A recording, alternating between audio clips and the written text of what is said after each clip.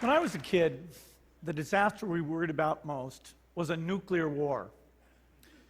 That's why we had a barrel like this down in our basement, filled with cans of food and water. When the nuclear attack came, we were supposed to go downstairs, hunker down, and eat out of that barrel. Today, the greatest risk of global catastrophe doesn't look like this. Instead, it looks like this. If anything kills over 10 million people in the next few decades, it's most likely to be a highly infectious virus rather than a war. Not missiles, but microbes. Now, part of the reason for this is that we have invested a huge amount in nuclear deterrence, but we've actually invested very little in a system to stop an epidemic. We're not ready for the next epidemic. Let's look at Ebola. I'm sure all of you read about it in the newspaper. Lots of tough challenges. I followed it carefully through the case analysis tools we use to track polio eradication. And as you look at what went on, the problem wasn't that there was a system that didn't work well enough. The problem was that we didn't have a system at all. In fact, there are some pretty obvious key missing pieces. We didn't have a group of epidemiologists ready to go who would have gone, seen what the disease was, see how far it had spread. The case reports came in on paper. It was very delayed before they were put online, and they were extremely inaccurate. We didn't have a medical team ready to go. We didn't have a way of preparing people. Now, Médecins Sans Frontières did a great job orchestrating volunteers, but even so, we were far slower than we should have been getting the thousands of workers into these countries. And a large epidemic would require us to have hundreds of thousands of workers. There was no one there to look at treatment approaches, no one to look at the diagnostics, no one to figure out what tools should be used. As an example, we could have taken the blood of survivors, processed it, and put that plasma back in people to protect them. But that was never tried.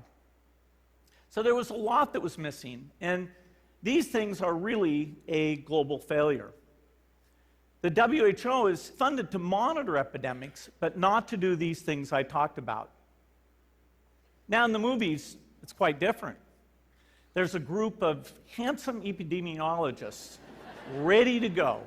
They move in, they save the day, but that's just pure Hollywood.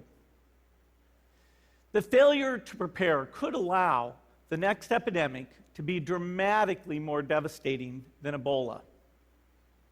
Let's look at the progression of Ebola over this year. About 10,000 people died, and nearly all were in the 3 West African countries. There's 3 reasons why it didn't spread more. The first is there was a lot of heroic work by the health workers. They found the people and they prevented more infections. The second is the nature of the virus. Ebola does not spread through the air. And by the time you're contagious, most people are so sick that they're bedridden. Third, it didn't get into many urban areas, and that was just luck. If it had gotten into a lot more urban areas, the case numbers would have been much larger. So next time, we might not be so lucky. You can have a virus where people feel well enough while they're infectious that they get on a plane or they go to a market. The source of the virus could be a natural epidemic like Ebola, or it could be bioterrorism. And so there are things that would literally make things 1,000 times worse. In fact, let's look at a model of a virus spread through the air like the Spanish flu back in 1918. So here's what would happen. It would spread throughout the world very, very quickly. And you can see there's over 30 million people die from that epidemic. So this is a serious problem. We should be concerned. But in fact, we can build a really good response system. We have the benefits of all the science and technology that we talk about here. We've got cell phones to get information from the public and get information out to them. We have satellite maps where we can see where people are and where they're moving. We have advances in biology that should dramatically change the turnaround time to look at a pathogen and be able to make drugs and vaccines that fit for that pathogen. So we can have tools, but those tools need to be put into an overall global health system, and we need preparedness. The best lessons, I think, on how to get prepared are, again, what we do for war. For soldiers, we have full-time waiting to go. We have reserves that can scale us up to large numbers. NATO has a mobile unit that can deploy very rapidly. NATO does a lot of war games to check, are people well-trained? Do they understand about fuel and logistics and the same radio frequencies? So they are absolutely ready to go. So those are the kinds of things we need to deal with an epidemic. What are the key pieces? First is we need strong health systems in poor countries. That's where mothers can give birth safely, kids can get all their vaccines, but also where we'll see the outbreak very early on. We need a medical reserve corps, lots of people who've got the training and background who are ready to go with the expertise. And then we need to pair those medical people with the military, taking advantage of the military's ability to move fast, do logistics, and secure areas.